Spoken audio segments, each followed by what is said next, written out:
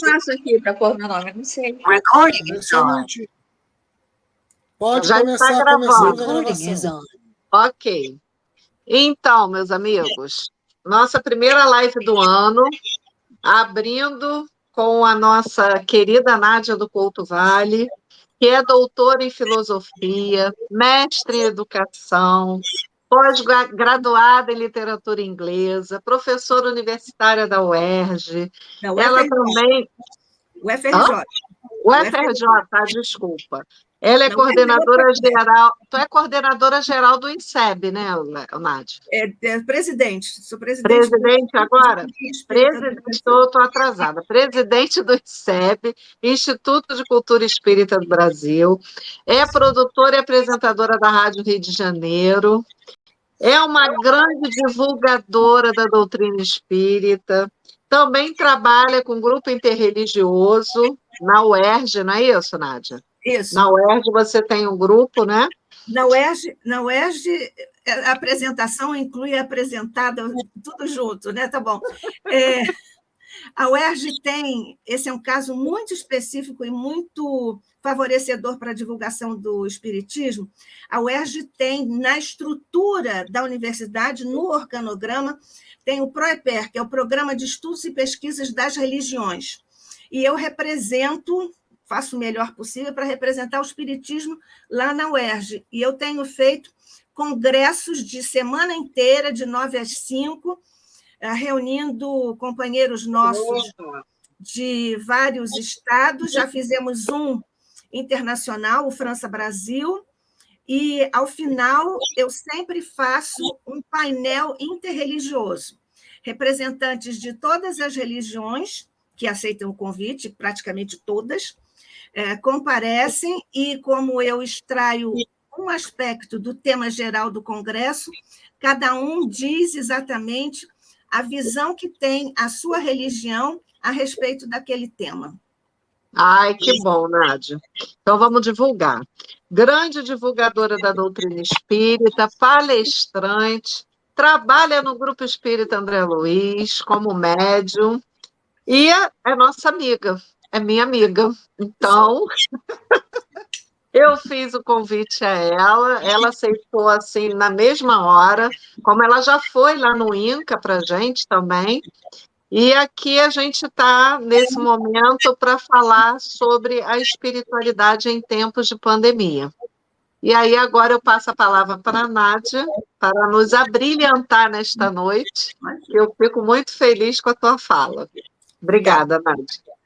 Eu agradeço mais uma vez o carinho da lembrança, o convite que me foi feito, que eu aceitei com o mesmo carinho, e espero que nós possamos aqui pensar juntos questões muito importantes a respeito do momento que vive o planeta, que vive a humanidade. São tempos anunciados por Jesus, e todas as religiões têm, de uma forma ou de outra, uma visão a respeito do sofrimento e dos momentos que a humanidade, que o planeta atravessa. No nosso caso, nas religiões cristãs, Jesus foi exatamente aquele que nos trouxe e anunciou que nós haveríamos de ter essas dificuldades, os tempos são chegados e haveria ranger de dentes. Nós não temos... Está havendo um retorno. Nós não temos nenhuma dúvida de que esses tempos são chegados, estão diante de nós, e é preciso que nós todos façamos uma grande reflexão a respeito disso e que nos ancoremos todos sempre na oração, qualquer que seja a vertente religiosa a qual estejamos filiados. A oração é hoje... Eu vou interromper toda vez que houver isso para facilitar depois a edição. Valéria? Boa noite. Boa noite, Nádia. Boa eu noite. Só queria falar que você esqueceu de falar uma coisa sobre a Nádia. É a palestrante que mais conhece de espiritualidade que eu já vi e a mais doce de todos. Isso aí. Obrigada, Oscar.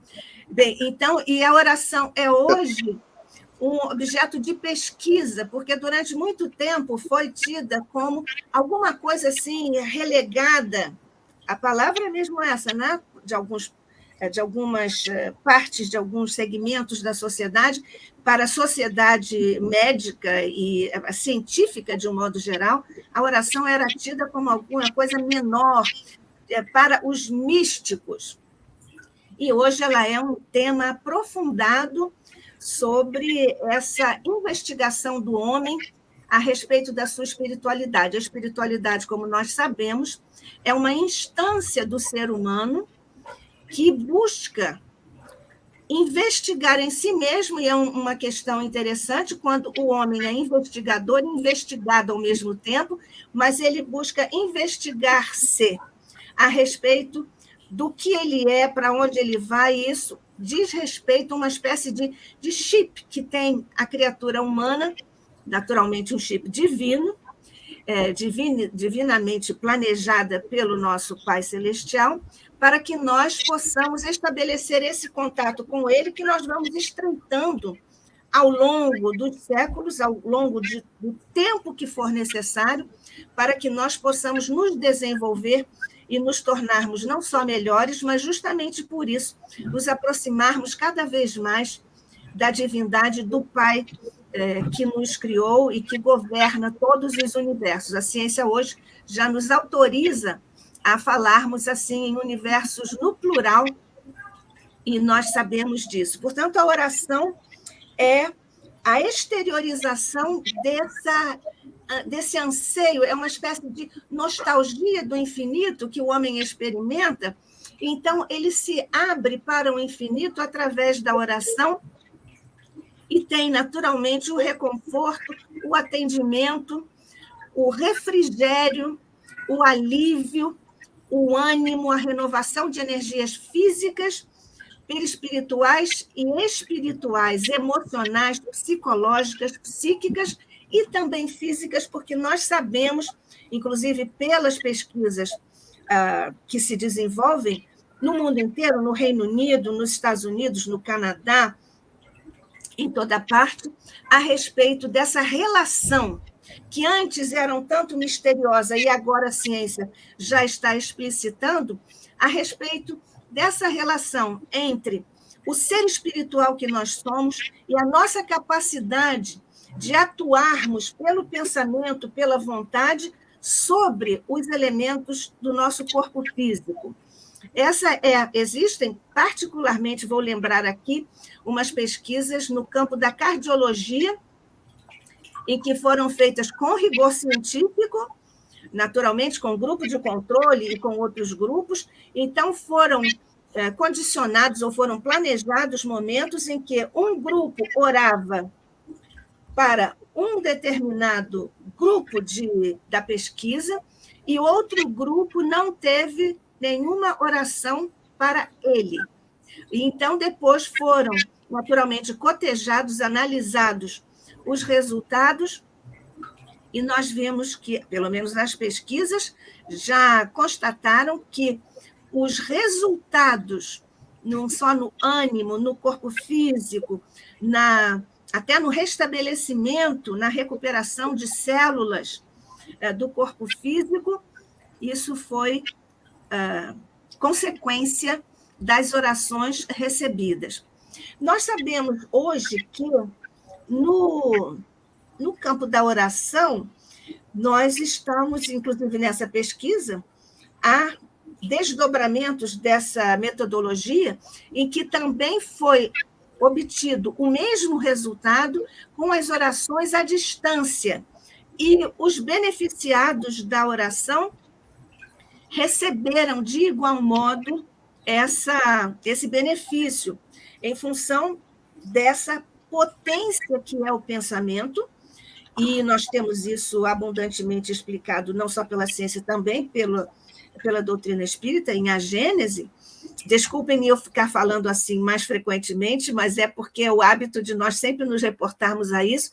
Nesse caso, por exemplo, da oração à distância, nós temos aquele deslumbrante momento em que o centurião foi pedir a Jesus que curasse o seu servo à distância, e ele disse, fala ao Lógon, e eu sei que ele vai ser curado, e efetivamente foi, é a distância. Por outro lado, também, aquela tocante passagem da mulher hemorroíça, quando ela disse, na força da sua fé, e quando ela disse isso, ela estava orando, porque nós sabemos que as palavras não valem tanto, porque tudo está no pensamento. A mulher hemorroíça, que sofria havia anos, e ela estava absolutamente tão convencida de que ela ia ser curada, então é a espiritualidade em curso. Ela então disse, nem que eu toque as fímbrias do manto de Jesus, eu serei curada. E, efetivamente, quando ela tocou as fímbrias do manto de Jesus, Jesus disse, a passagem é muito comovente, é linda e todos conhecemos, apenas para nós pensarmos isso juntos. E ele disse, desprendeu-se de mim uma virtude, e a mulher foi curada. Nós que estamos aqui neste instante, particularmente aqui nesse núcleo lindo do INCA, podemos, neste instante, aproveitando a oportunidade, vibrarmos saúde, equilíbrio, paz, esperança, otimismo, confiança, por sobre todos os enfermos, não só do INCA, mas em toda parte, porque sabemos que a humanidade atravessa esse grande desafio de uma pandemia. Então, nós vemos que essa é uma situação bastante forte para nós usarmos e trabalharmos no momento em que nós pensamos a pandemia. É claro que quando nós começamos a pensar a pandemia, faz 2 anos. E hoje, passados 2 anos, nós vemos o recrudescimento de todas essas questões. O nosso pensamento e a física quântica também explica, inclusive agora a questão da oração à distância e tudo mais, quando nós pensamos e o nosso pensamento vai em ondas, e nós sabemos já que é onda e partícula, às vezes é onda e às vezes é partícula. Isso acontece hoje também quando nós pensamos e falamos, dizemos o nome do vírus. Quando nós fazemos isso, e a palavra, nós sabemos, é material, porque é energia, e tudo que nós dizemos está revestido das vibrações e da exudação de fluidos que nos são próprios. Cada um de nós exuda uma qualidade, digamos, vibratória das energias que nós exudamos, que nós transmitimos, que nós liberamos. E então, quando nós fazemos isso com palavras e sentimentos positivos, nós estamos trabalhando contra o vírus, a favor da saúde, a favor do bem, a favor do equilíbrio. Inversamente, claro, se nós estamos com reclamações, falando mal do vírus, com negacionismos, etc., nós estamos nos tornando, digamos assim, adeptos ou seguidores ou fortalecedores do vírus. Vocês vão notar que eu não digo o nome do vírus.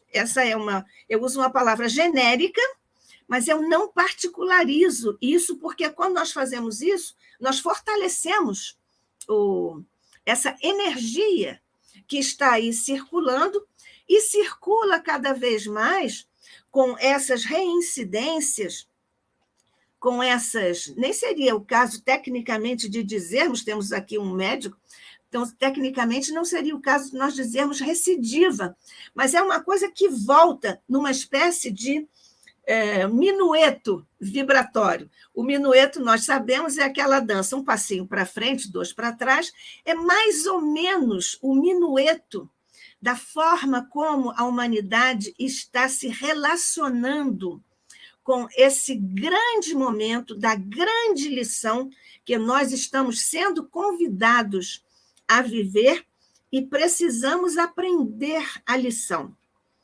Aprendizagem, nós sabemos, nem sempre é fácil, muitas vezes chega a ser dolorosa, mas ela precisa ser realizada.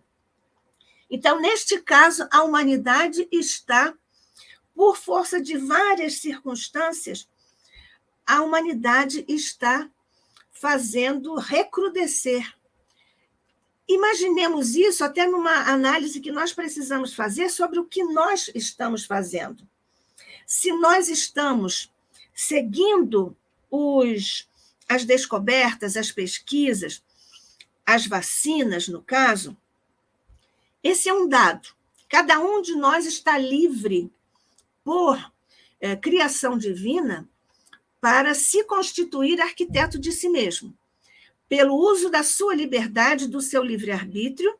Então, nós construímos o nosso presente e o nosso futuro, assim como o nosso passado, nós já construímos aqui o nosso presente. Então, nesse particular, nós vemos que as criaturas hoje, mercê de suas características pessoais, personológicas, psicológicas, as criaturas estão se conduzindo diferentemente disso. Aliás, a forma como os países também se conduziram, ou vêm se conduzindo ao longo de 2 anos, na sua relação, inclusive constitucional, não é? Nos vários países, com relação a esse grande desafio, essa forma varia de um para outro país, tanto que alguns são mais sucedidos, mais bem-sucedidos, outros nem tanto, não só por causa das providências que tomam os dirigentes, mas também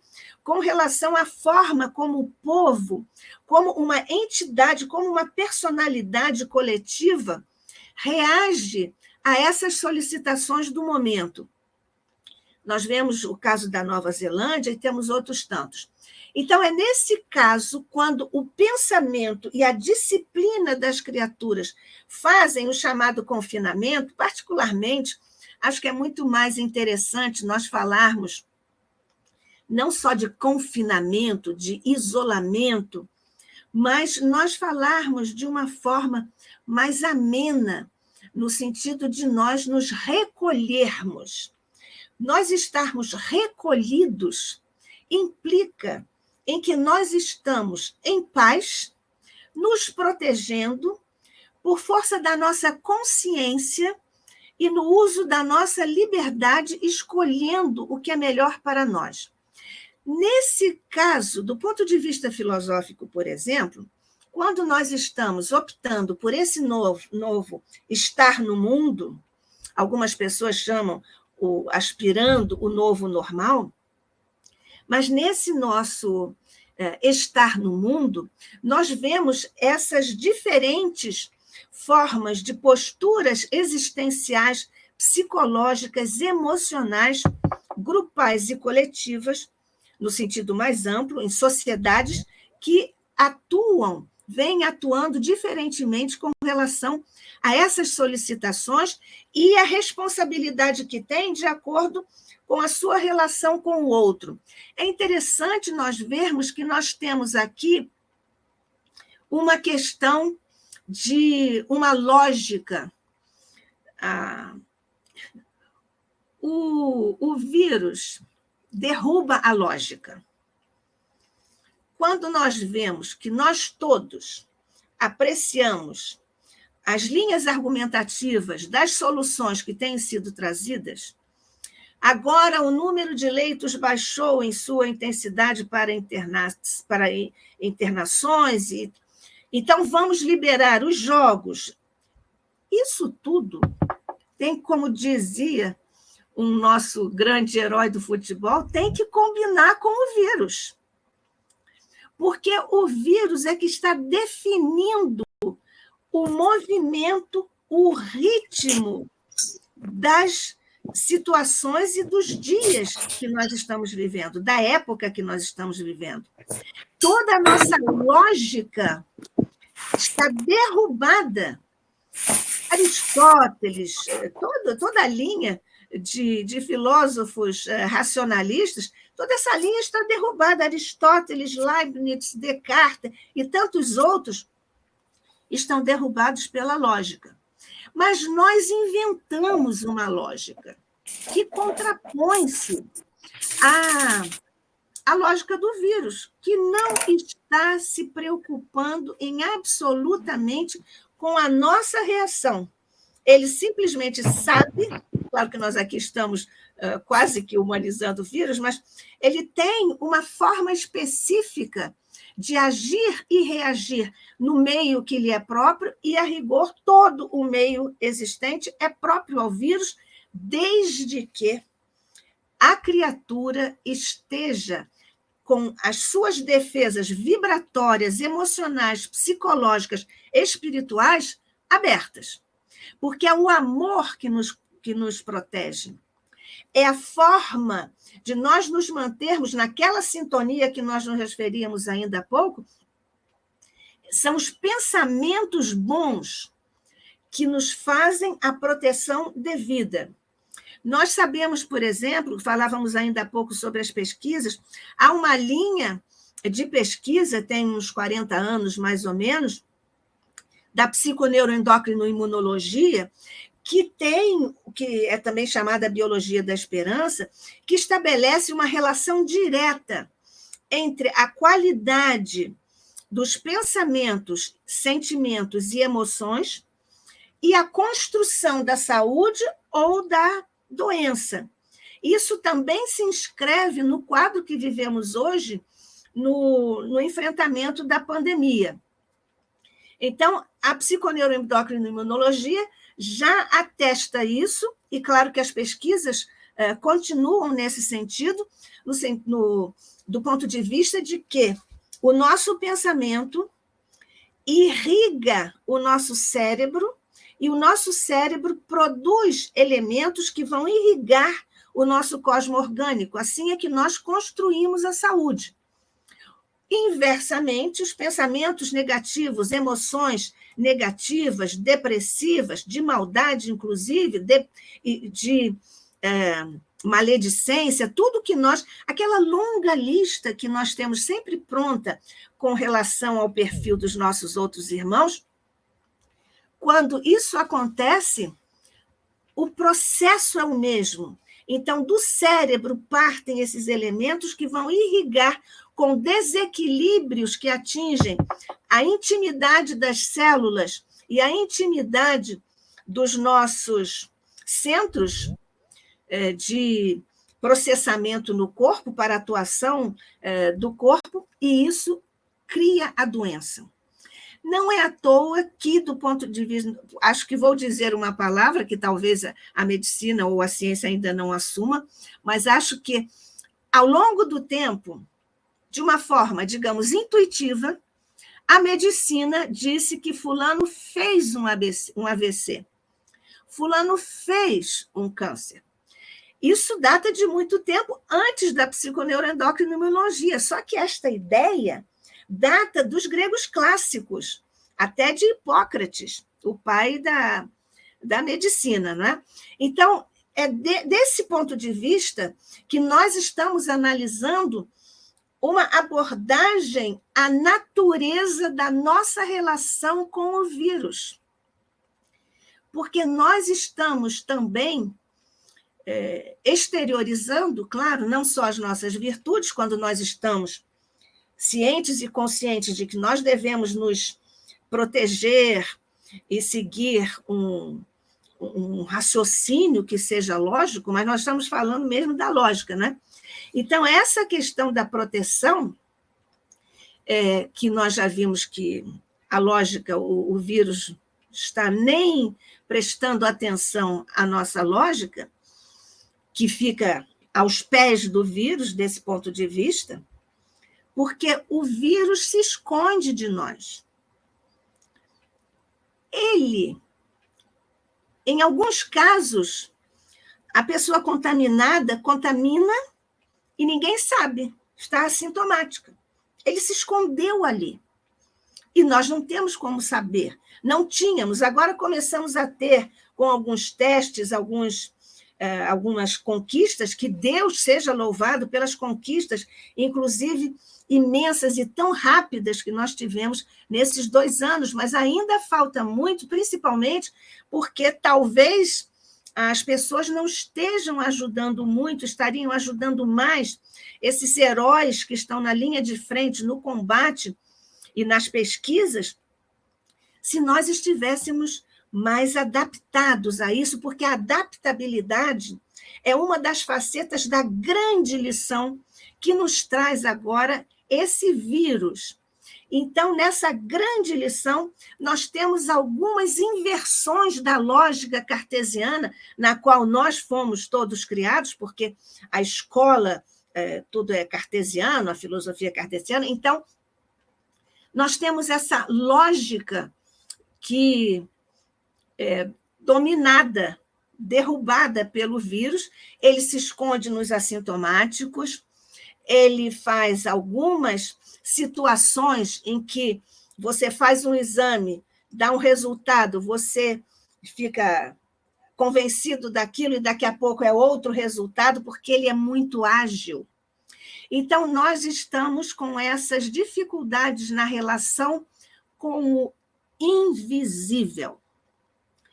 Nós temos aqui o grande convite para o grande salto da humanidade na direção da conquista mesma da sua espiritualidade, no sentido de que é um salto, um desejo de a criatura ascender a um nível vibratório em que ela atinja um plano de transcendência, de autotranscendência, transcendência da sua própria criatura, da sua própria pessoa, das suas próprias dificuldades e virtudes.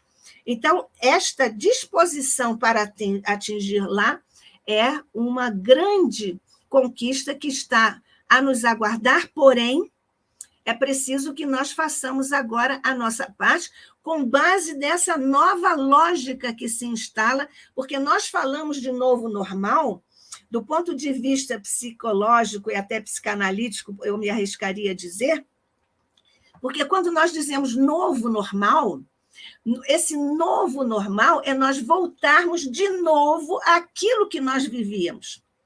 A manutenção do status quo é que nos dá segurança. Você veja, nós todos verbalizamos que nós devemos mudar. A mudança é necessária, vamos mudar, mas desde que os outros mudem. Quando a mudança nos chega, nos bate à porta, nós reagimos e não mais queremos mudar. Reagimos à mudança. Mas esse novo normal vai ser bem diferente do, entre aspas, antigo normal, ou o normal pré-pandemia. Porque antes da pandemia, nós também tivemos grandes convites. Esses grandes convites no campo, por exemplo, das guerras mundiais, do grande crash lá na Bolsa de Nova York, em 1929, essas e outras situações, que são situações limite para o status quo, para a forma como o planeta e as organizações se construíram, não foram mais as mesmas aquelas sociedades. Elas foram completamente diferentes por causa dessa experiência. Ao longo dos séculos, nós também tivemos várias dessas oportunidades. Na Grécia clássica, por exemplo, em Atenas, nós tivemos 2 epidemias. Elas duraram muitos anos. Mas, curiosamente, os médicos sugeriam, aconselhavam os mesmos cuidados que hoje os médicos nos indicam. Então, isso é uma curiosidade. Isso está, claro, no que o Jung chamaria de inconsciente coletivo. Como é que eles chegaram lá e, naturalmente, ajudados por pelos bons espíritos, os anjos da guarda, os santos, qualquer que seja a nomenclatura que nós estejamos dando a esses seres que nos ajudam. Além da Grécia clássica, no V século antes do Cristo, no século II também já houve outras pandemias. No Império Romano também houve a pandemia de Antonina, a pandemia de Justiniano, E elas duraram muitos anos, mais de uma década. E não havia as facilidades, evidentemente que não havia as facilidades, os recursos de que nós hoje dispomos. Nós hoje, se estivéssemos já com melhores vibrações para com o outro, nós estaríamos sofrendo menos individual e coletivamente. Depois, na Idade Média, nós tivemos a chamada peste negra, novamente dizimadas muitos milhões de vidas. E assim nós fomos, pelos séculos afora, nós temos agora a lembrança de epidemias de tifo, de varíola, de sarampo ao longo dos tempos. Tivemos agora, todo mundo tem comentado muito, a gripe espanhola no século passado, também dizimando vidas. Então, esses foram grandes convites. Claro que sempre uma parte da humanidade acolhe o convite à aprendizagem, mas, evidentemente, há sempre uma parcela de irmãos nossos que não acolhem a aprendizagem.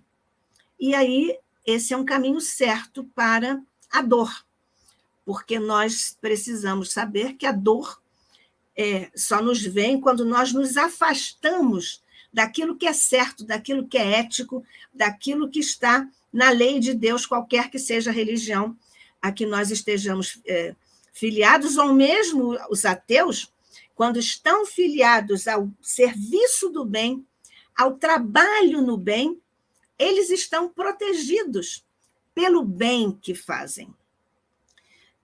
Permitam-me aqui uma citação do nosso mentor Emmanuel, que é o mentor de Chico Xavier, foi o mentor de Chico Xavier, porque ele já está reencarnado, mas, enfim, o Emmanuel diz: o bem que fizeres será teu advogado em toda parte. Então, mesmo os ateus fazendo o bem estão protegidos. Isso é uma espécie de um manto, uma capa, uma proteção, o bem, o pensamento do bem, do amor, e assim subsequentemente. Essa é uma lógica do bem, mas nós estávamos falando da lógica do vírus, da lógica cartesiana que nós não conseguimos sustentar diante do vírus e da sua atuação perante nós. E então nós construímos uma espécie de lógica suicidária concomitante com uma lógica, uma outra lógica, que é essa da lógica homicida. Então, quando nós nos recusamos a tomar os cuidados que todos devem tomar, nós estamos, ao mesmo tempo, nos colocando em perigo, e essa é uma lógica suicida. Ao mesmo tempo em que nós estamos colocando o outro em situação de perigo. E esta é uma lógica homicida. Digamos assim, nós estamos usando termos da filosofia e tudo, mas são termos fortes, mas nós, muitas vezes, particularmente no Brasil, quando nós temos alguma coisa que nos incomoda, nós mudamos o nome da coisa. Nós só esquecemos de mudar a coisa em si. Então, não adianta nós mudarmos o nome das coisas se nós não mudarmos a coisa em si. Então, nós, às vezes, mudamos o nome, ficamos satisfeitos com a mudança do nome, mas não resolvemos os assuntos. Então, por isso que eu estou usando, e estou me desculpando aqui pelo uso desses termos fortes, mas eles são verdadeiros. Quando nós estamos diante de uma situação em que nós podemos nos proteger e não nos protegemos, nós estamos tentando o suicídio. E quando nós fazemos isso e afeta a saúde e a vida do outro, essa é uma estratégia, uma lógica, entre aspas, homicida. Então, é nesse contexto que nós estamos aqui pensando a nossa relação. Não só a nossa relação, como nós dizemos egoisticamente, são os meus. Os próximos são os meus, aqueles que são da minha família. nós sabemos que todas as religiões nos recomendam ajudar o outro, né? Na linguagem do Evangelho, é o próximo. Aquele que estiver mais próximo de você é o seu objeto, o seu destinatário do seu carinho, do seu cuidado. Só que hoje, não só em tempos pandêmicos, mas em tempos de internet, em que todo o espaço se virtualizou, o tempo também assumiu outras características, nós vemos hoje que essa circunstância do tempo e do espaço, isso tudo está alterado. Então, o nosso próximo pode estar, por exemplo, neste exato momento, se estiver aqui junto conosco, o nosso próximo pode estar lá no Japão.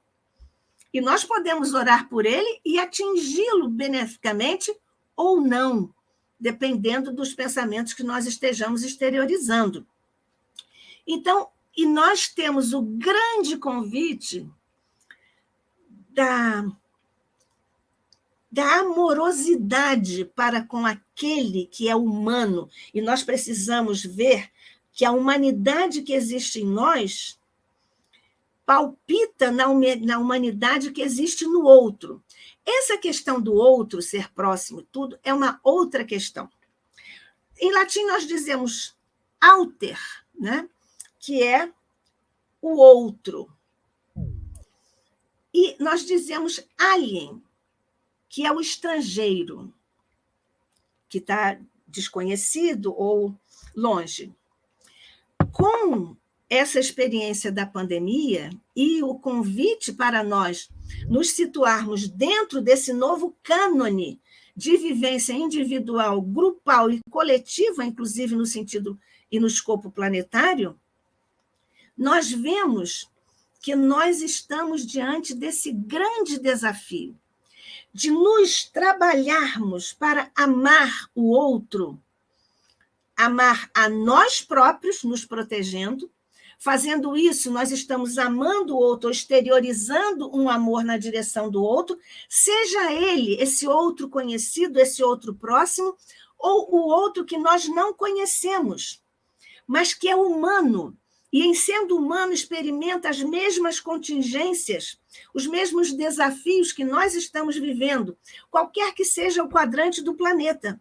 E nesse particular é que nós precisamos nos exercitar atendendo, se formos espertos, atendendo a esse grande convite da época, da fase da pandemia, que se alonga também por nossa responsabilidade. Já vimos as autoridades sanitárias, as pesquisas na área médica e da Organização Mundial da Saúde, nos dizem que quanto mais nós adiarmos essas providências, mais cepas surgirão.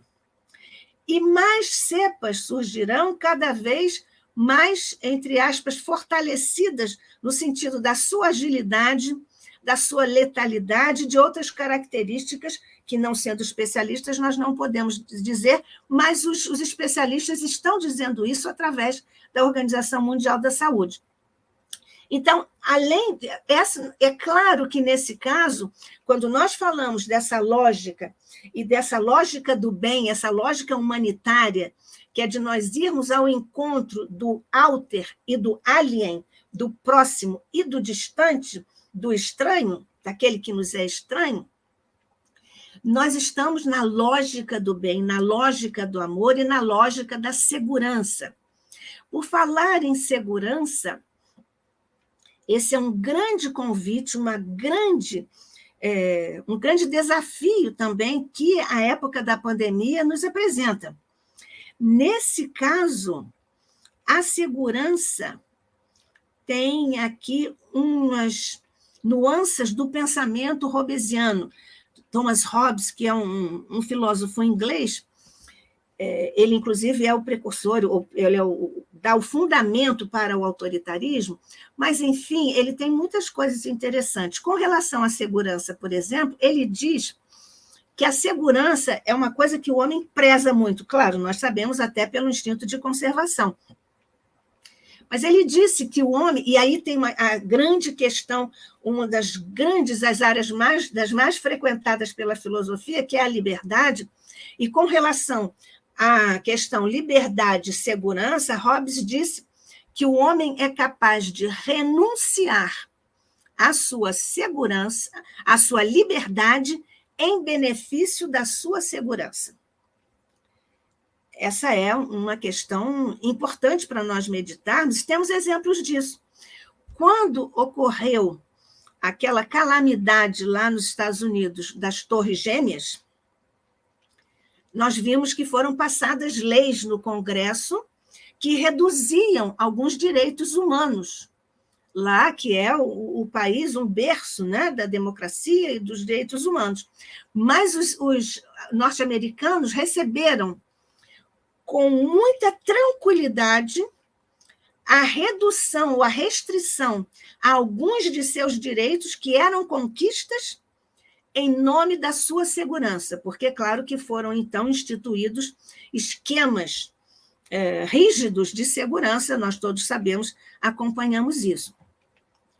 Na conhecida pirâmide da hierarquia das necessidades humanas básicas de Abraham Maslow, um filósofo norte-americano, ele estabeleceu, todos conhecem, mas é uma pirâmide, e então na base da pirâmide estão as nossas necessidades básicas humanas, fisiológicas e tudo, e no segundo nível está o da segurança.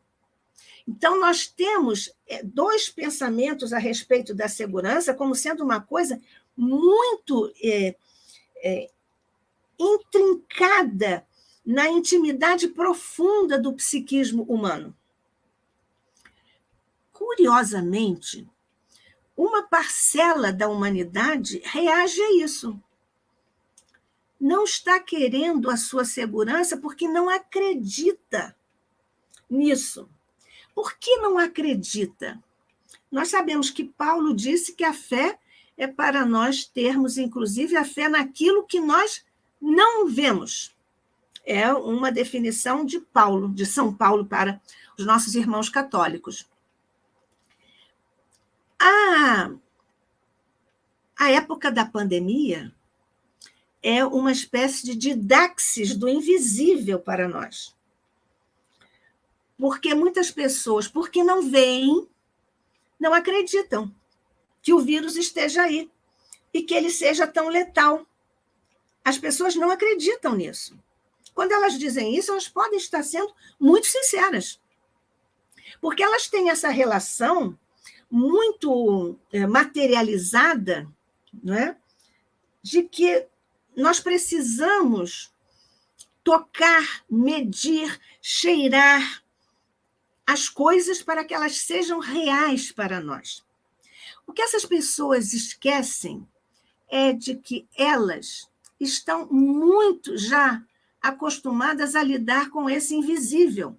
Por exemplo, desde Pasteur, não é isso? Estamos aqui na área da medicina. O Pasteur foi aquele pesquisador que descobriu que era uma coisa que não estava à vista. Naquele mesmo momento, no mesmo século, era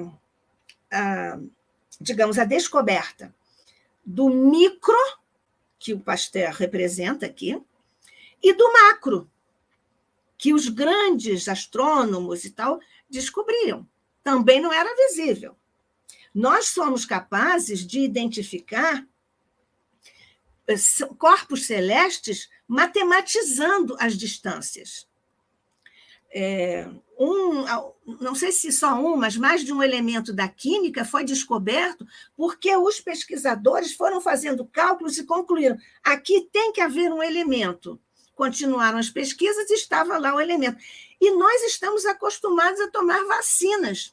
Tudo isso é a nossa relação com o invisível. Mas hoje, por vários motivos, as pessoas não estão acreditando nesse momento com esse vírus. Então, nós ficamos com um grande dilema que nós poderíamos equacionar no campo da filosofia como dilema entre a doxa e a episteme, em função desse negacionismo. Doxa, para o pensamento grego clássico, é opinião.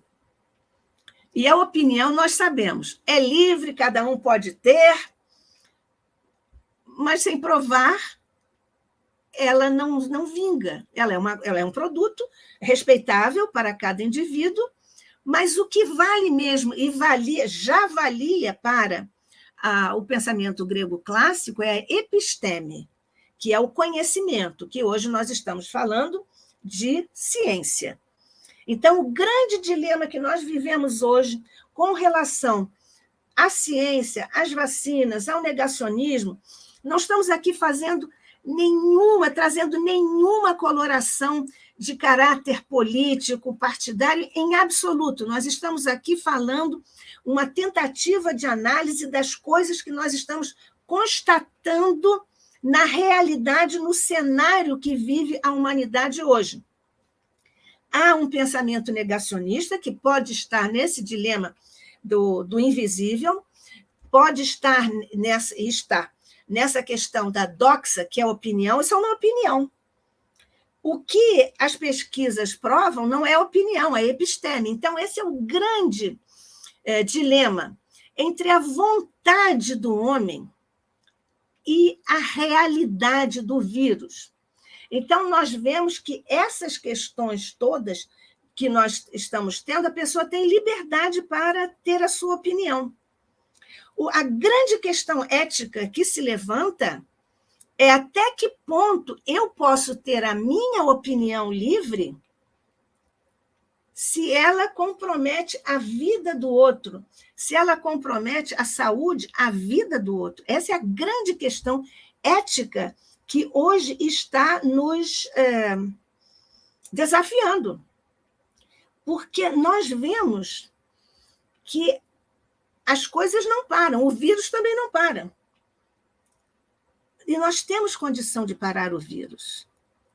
Mas nós não paramos ainda. São 2 anos passados. E nós continuamos indo para a praia, superlotando, baladas e jogos que fazem aglomeração, várias efemérides, várias comemorações que promovem a aglomeração, que desde a epidemia da Grécia Clássica, lá em Atenas, eram colocadas como evitáveis e deviam ser evitadas. Estava lá dentro do cânone, da receita, desde aquelas epidemias antes de Jesus. Então, nós hoje estamos nessa condição, que é uma condição grave, porque nós sabemos que o universo não para, o tempo não para, a vida não para. O vírus está nesse conjunto e também não para por isso. O que para isso e o que para o mal é o bem. O que vitaliza o vírus é a nossa insistência em falarmos dele, em reclamarmos dele, em vez de nos voltarmos para outras questões e nos protegermos para protegermos o outro. Então, eu vou me permitir, com licença dos nossos irmãos de outras religiões, porque nós temos, na época, na obra de André Luiz, do espírito André Luiz, que é o mentor da nossa casa, quando Valéria nos apresentou, nós trabalhamos lá nessa mesma casa, o Grupo Espírita André Luiz, no Rio de Janeiro. O nosso querido André Luiz, pela pena doce e suave do nosso inesquecível Chico Xavier, em 2 oportunidades, em 2 de suas obras, Os Mensageiros, que é a segunda obra da série Luisina, no capítulo 40, fala sobre, e também depois no livro Libertação, os mentores, os instrutores de André Luiz no plano espiritual, naquela época, naquela ocasião, nos ensinam como é que nós vitalizamos esses seres microscópicos nessa realidade invisível e como é que nós vitalizamos isso E sobre as cidades, que são grandes aglomerações, aliás, era nas aglomerações que, desde a Grécia clássica, estavam identificados os focos da contaminação para as epidemias. Os mentores dizem que são as grandes comunidades, as grandes cidades, por exemplo, que, com os seus pensamentos, vitalizam esses seres microscópicos, ou essa população microscópica. É com a licença que pedimos aqui e agradecemos para nós fazermos esta citação. Quem estiver interessado, é muito bom nós discutirmos isso. Então, não sei se está... Eu acho que está no meu tempo, Adalberto. Não ouvi. Está sem som, doutora Adalberto.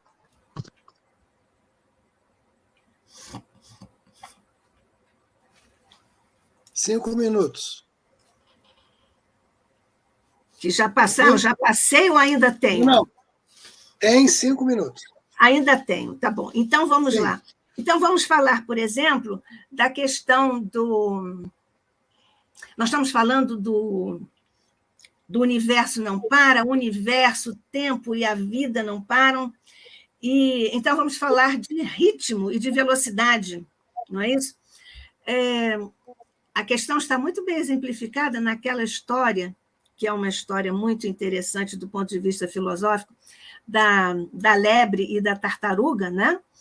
E aquilo nunca vai atingir a outra do ponto de vista filosófico, do ponto de vista da ontologia, mas isso é uma outra questão. Então, nesse caso da velocidade e do ritmo, do ponto de vista da evolução da humanidade, nós temos esse desafio. Quando nós vemos essas grandes lições, grandes convites para a evolução da humanidade, com as guerras, por exemplo, nós já citamos ainda há pouco, elas são esses convites e são portadoras de grandes modificações para as sociedades. Já mencionamos isso. Mas esse progresso que vem é muito rápido. Por exemplo, se nós tomarmos a Segunda Guerra Mundial, nós vemos que foram feitas grandes conquistas, com a licença aqui do nosso grande médico presente, as grandes conquistas para técnicas cirúrgicas, confere, Adalberto? Técnicas cirúrgicas, não é? Técnicas cirúrgicas, anestesia, uma série de cuidados, de estruturas, de ferramentas, de instrumentos, de técnicas, rapidamente. No campo das línguas estrangeiras, descobriram-se novas metodologias. Por quê? Porque era preciso ouvir, auscultar o que diziam aqueles que estavam do outro lado da luta. Então, foram descobertas novas tecnologias ou novos métodos de ensino de línguas estrangeiras. No campo da automobilística, foi inventado um carro sem água, porque lá na África tinha que rodar. Então, são muitas outras conquistas no progresso rápido, porque, pela lei de Deus, nós temos 2 ritmos de progresso. Um ritmo que é lento, que é esse enquanto nós estamos tomando as nossas decisões, ao sabor do momento, indo para a praia, tomando o nosso refresco, o nosso chá. E o outro ritmo de progresso, é quando nós não temos escolha, porque nesse ritmo lento, nós definimos o nosso ritmo de progresso. Eu quero fazer as minhas renúncias, eu vou me esforçar para fazer isso e aquilo também. Mas, quando isso vai falhando, a lei de Deus, que não dorme e que cuida do nosso progresso a despeito de nós mesmos, promove uma série de cursos acelerados para nós aprendermos lições importantes. Então, é o caso das epidemias ou das pandemias, e nós estamos vivendo esta grande lição neste momento, que é um momento alto e nobre para nós meditarmos a esse respeito.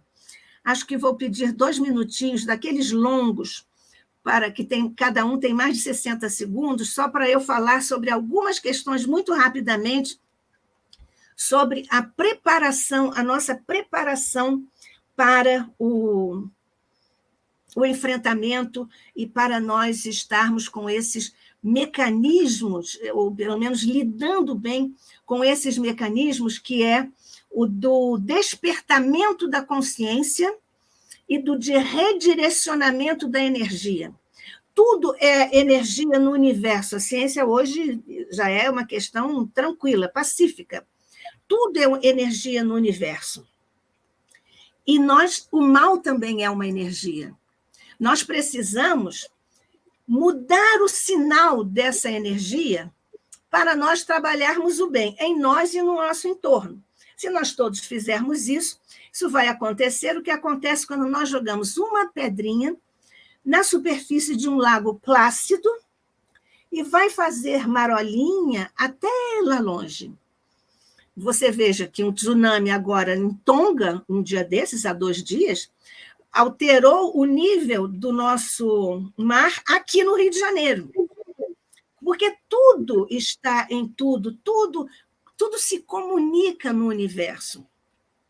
Então, quando nós falamos desse despertamento da consciência e do redirecionamento das energias, nós vemos que há esses recursos da didaxis divina, da pedagogia divina, porque nós temos a nossa razão, nós temos a reflexão, nós temos a capacidade de discernimento, nós temos o dever de termos humildade para com tudo, todas as coisas e para com todos. E então é exatamente nesse contexto desses recursos que nós precisamos fazer a nossa trilha da evolução. E nesse caso, nós estamos separando nós mesmos, e a lei está separando o joio do trigo. É uma parábola de Jesus, mas toda a comunidade linguística, todo mundo usa a expressão como separação daquilo que não é bom do que é bom, para não conspurcar aquilo. Então, nós temos esses grandes convites se vocês quiserem, depois nós podemos discutir um pouco mais. O grande convite é adaptabilidade. Nós precisamos nos adaptar com humildade. Nós precisamos criar novos hábitos. O que é um hábito? Aristóteles disse que um hábito é uma segunda natureza. A grande questão é se o hábito é bom para nós, para a nossa evolução, para a nossa felicidade ou não. Mas isso vai depender sempre da nossa escolha. E nós estamos diante de uma ética para com o outro, para com a vida, para com a nossa própria condição. Um grande convite à criatividade para nós estarmos nesse contexto, o grande convite para a solidariedade, que pode ser uma solidariedade, como nós ainda há pouco falamos do Alter e do Alien, pode ser uma solidariedade meio difusa, porque nós não conhecemos o outro, nós estamos fazendo bem ao outro que nós não conhecemos, que está longe, distante de nós. É uma solidariedade difusa, mas ela é solidariedade. E ela atua, e ela se comunica. Do ponto de vista físico, nós acabamos de ter aqui o exemplo do tsunami lá em Tonga, que mexeu no nível de água aqui do mar, no Rio de Janeiro. Isso é o que nós vemos, mas isso acontece em todas as instâncias do não visível. E nós ainda, mais ou menos, reagimos com relação a isso. Em suma, nós estamos diante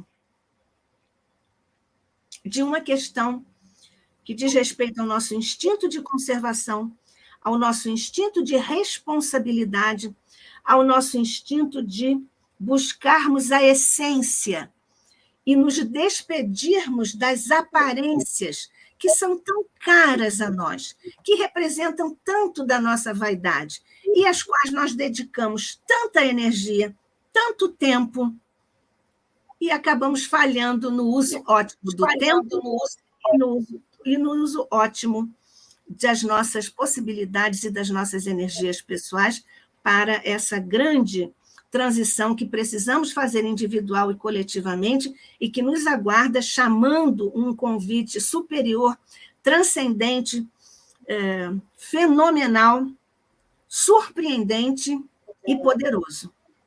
Mas o homem é mais poderoso se ele quiser. Que a paz de Jesus permaneça conosco hoje e sempre, que assim seja. Amém. Dona Nádia, Dona Nádia, a senhora é terrível. A senhora é terrível. Primeiro, o prazer de ouvi-la com essa clareza, com essa lucidez, com essa capacidade expositiva, nos colocaria aqui mais horas e horas e horas. Porém, a senhora também é terrível, porque é extremamente provocativa. Então, ninguém sai impune da sua presença. Ninguém sai ileso da sua presença. E eu estou aqui em cólicas, porque assim, eu quero fazer algumas pontuações. Eu tô assim, em estado de graça, não tem como te agradecer. Eu acho que você trouxe uma luz maravilhosa para essa noite nossa, né? Mas eu também não sou uma boa pessoa. Eu não sou, não. Então, eu com certeza não. Enfim. Então, vamos lá. Eu acho que uma das coisas bastante interessantes que você pontuou foi a sincronicidade periódica dessas pandemias. Ou seja, alguma coisa tem na trajetória humana que Grécia Antiga aos dias de hoje e qualquer outros que virão, de tempos em tempos, e se você prestar atenção, em geral, de séculos em séculos. Exatamente. A humanidade é exposta a esta provação. E eu coloco a palavra provação bem devagarzinho, porque ela é uma prova que se espera dela uma ação. Meu ponto de vista. Provação não mais como castigo, mas provação como se colocar em prova e ver qual é a sua ação em relação a essa prova que você foi colocado. Bom, você fala também, e eu acho que isso daí não está só no grego, não está só na história. Se você pegar o Antigo Testamento, o livro do Levítico é riquíssimo em orientações de cuidado pessoal, né? De higiene, de cuidado, de preservação e tudo mais. Quando você fala do negacionista, eu paro para pensar um pouquinho, porque eu acho que essa palavra tem sido muito mal usada. Eu penso que nós estamos numa fase onde a informação ela está ainda mal disponibilizada, o conhecimento em construção, e aí eu convido todos que quiserem dar uma passada no site do CDC, dos Estados Unidos, que corresponde mais ou menos à nossa Anvisa, para ver o status quo apolítico dos processos de estudos assim científicos. Então, o que nós estamos hoje fazendo, que em algumas pessoas estão levando para a questão pessoal, crítica, liberdade, não, é perder um pouco do claro de que qualquer ciência precisa. Ou seja, dada a gravidade da situação, nós ainda estamos utilizando um medicamento que não concluiu a fase 3 de experimentos. O que nós estamos observando, de fato, diminuiu as mortes, diminuíram as internações, diminuíram os casos graves, porém, não há, nem a curto, nem a médio, nem a longo prazo, determinações para o quanto esse fármaco nos protege. E eu vou fazer aqui um paralelo com a febre amarela. Quando eu tomei a minha primeira dose de febre amarela, era recomendado utilizar de 10 em 10 anos. 30 anos depois de acompanhamento, se verifica que os anticorpos que a vacina da febre amarela gera duram a vida inteira.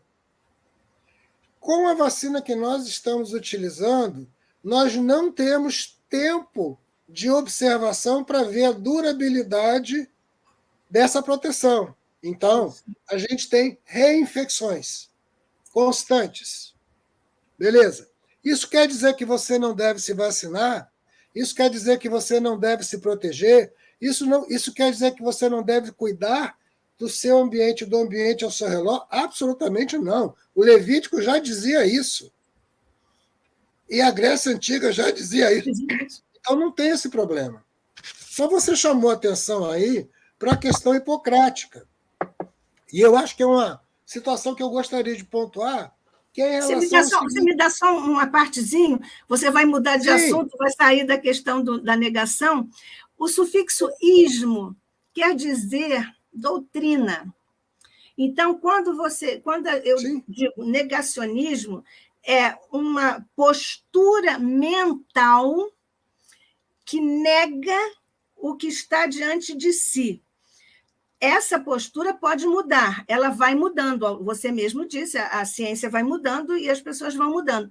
Quando eu usei isso, eu também já fiz uma observação ao longo dos meus comentários de que eu não estava fazendo nenhuma referência política ou partidária. Eu estava... a doutrina da negação, né? Só isso. Não, mas observa, Nádia, que isso daí que você traz, por exemplo, quando nós estamos trabalhando com vacinas que não estão dentro do nosso parâmetro de conhecimento clássico. Por quê? Nós normalmente trabalhamos com vírus vivo, atenuado, vírus morto. Hoje nós estamos trabalhando com uma parte do gene do vírus. Isso não é conhecido, não é de domínio pleno. Então nós estamos aprendendo. E aí, entre você usar a perspectiva de que estar aberto para aprender e utilizar das tecnologias para ampliar esse processo, vou te dizer, por exemplo, que o mRNA, que é a proteína spike do vírus atual, já está sendo utilizada essa tecnologia há 4 anos para uma vacina contra o HIV. A mesma tecnologia. Só que ela está em fase 2. O que fez atropelar esse processo foi a gravidade desse mecanismo que nos atinge e a gente não fechou essa fase 3 para poder que os institutos sérios digam, ok, tanto governos quanto laboratórios dizem a responsabilidade aí vai-se para o livre-arbítrio, é de quem decide tomar. Eu tomei as 3, e se tiver 4, 5, 10, tomarei todas. Não tem problema. Também. Mas, mudando de assunto, eu quero dizer o seguinte: Hipócrates, meu pai, já dizia assim: antes de curar alguém, pergunte a ele se ele quer se livrar daquilo que o fez adoecer. Essa é uma diretriz da minha vida há muitos anos.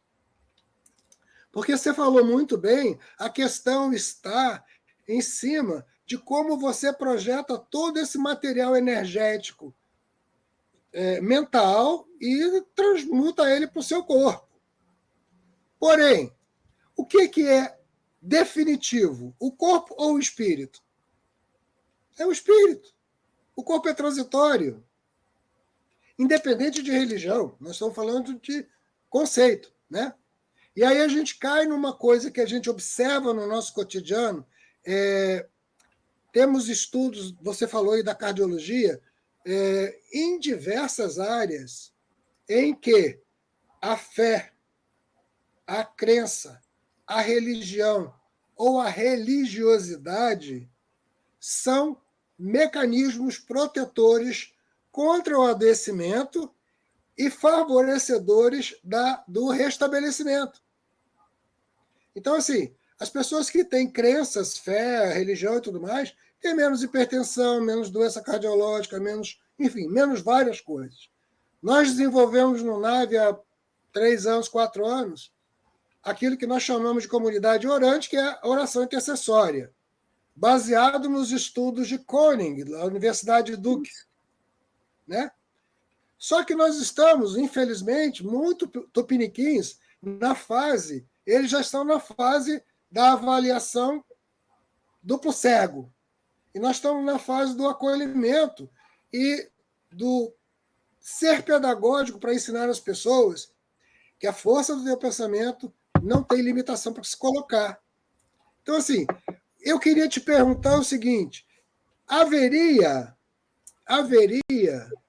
alguma situação que você pudesse esclarecer sobre essa questão dos desencarnes coletivos ao longo dos séculos? Bom, você fez uma pergunta dirigida especificamente ao universo dos ensinamentos da doutrina espírita, não é isso? Isso. Porque essa é uma. Eu estava evitando isso toda vez que eu sinalizei. Eu estou devolvendo a provocação. Pois é, agora você me coloca mais à vontade para falar sobre essa questão do ponto de vista do ensinamento doutrinário espírita. Essa é uma questão que tem suscitado muita perplexidade até em pessoas que não estudam os esclarecimentos e a logicidade, a coerência interna do corpus doutrinário espírita. Mas nós temos, e isso também já é mais uma questão de domínio público universal, a lei de ação e reação. Né? Ação e reação é uma lei que acontece no plano físico, não é isso? Nós podemos falar sobre isso, mas também acontece no plano moral. Porque quando nós meditamos sobre os ensinamentos espíritas, e não vamos falar sobre isso aqui, nós vemos que não é só uma similitude, é a mesma lei que age no plano físico e no plano moral. Então, tudo que eu faço tem uma consequência. A doutrina espírita é consequencialista, é um conceito filosófico, é consequencialista. Você preste bastante atenção ao que você faz, porque tudo que nós fazemos, pensamos e dizemos tem consequências. Por isso que eu até comentei que a palavra é material e tem consequências, porque ela age nesse ambiente não visível. Então, nós achamos que a palavra voa. Sim, ela voa, mas ela está aí no mesmo espaço em que estão os átomos, estão as correntes do rádio, da televisão, da internet e tudo mais. Nós não vemos, mas estão lá, não é isso? Nunca ninguém pegou um átomo, nem mediu um átomo, ninguém sabe a cor que ele tem, mas vai lá para ver no campo da medicina, não é isso? O uso maravilhoso do átomo, né? Da energia atômica, mas também vai lá ver em Hiroshima e Nagasaki. Então, é mais uma reflexão que me ocorre a respeito da nossa relação com o invisível. Então, a ação e reação é um princípio que age em todas as instâncias do ser, no plano físico e no plano moral, espiritual e vibratório. Então, aquelas pessoas que fazem alguma agressão à lei de Deus estabelecem para si um compromisso de retificação do comportamento. Se nós hoje fazemos isso até com as crianças, não é isso? As crianças, não, isso você não faz, porque senão vai acontecer isso. Então, isso é consequencialismo, filosoficamente falando. Então, tudo que nós fazemos tem consequência. Tem consequências boas se for bom. Tem consequências que merecem retificação, porque não é vingança de Deus, mas que merecem retificação, ou seja, que a criatura precisa reformular, aprender a lidar corretamente, eticamente, respeitosamente, naquele item ou naquela faixa em que faliu, né, em que errou mesmo. Então, essa condição, essa lei que se aplica no plano individual, também se aplica ao coletivo. Então, aqueles que se comprometem com o mesmo erro em grupo vão corrigir-se da mesma maneira. Então, é exatamente aí que está a raiz, não só teológica, mas a raiz da lei de Deus para as desencarnações coletivas, né? Aí você me diga, Nádia, mas acontece que há umas desencarnações de aviões que tombam no mar, outros que têm outro destino, Joelma lá em São Paulo, por exemplo, o circo lá no... Acabou? Não. Não? Eu acho que ele está encerrando pelo tempo. Bom, então já encerro. Então, também lá no circo de Niterói, também, que é uma questão que data lá do primeiro massacre lá de Lyon. Mas, enfim, são esses compromissos que coletivamente aqueles espíritos assumiram, porque estiveram juntos praticando o mesmo crime, então eles vão juntos também corrigir o mesmo erro. Bom, eu queria aproveitar esse finalzinho, agradecer imensamente a participação da Nádia Couto Vale, dizer que ela não está livre da gente, vai ficar na nossa mira por muitas e muitas oportunidades. Eu venho com muito carinho, viu?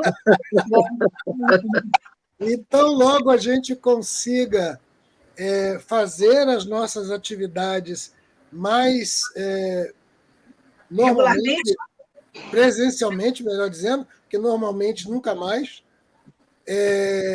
A gente tem que aprender nesse passo a sair do lugar onde estávamos e ir para um lugar minimamente um pouquinho melhor. E aí a gente vai atrás de você para você nos brindar com a sua simpatia, sabedoria, conhecimento, eu venho com amorosidade e generosidade conosco.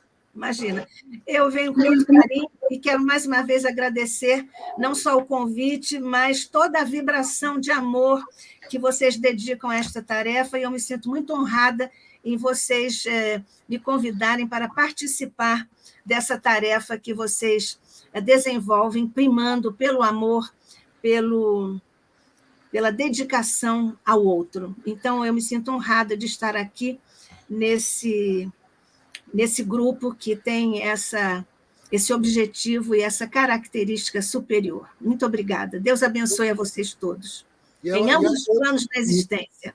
E a todos o nosso agradecimento. Respondendo ao Douglas, nós vamos estar gravado sim, e vamos disponibilizar depois no site Nave Inca do YouTube, para que possa se ver com calma e tranquilidade. Muito boa noite, obrigado, Valéria, obrigado a todos. Obrigada, Nádia, obrigada a todos. Obrigada, queridos. Muito obrigada. Amei. Fiquem com Deus. Fica com Deus.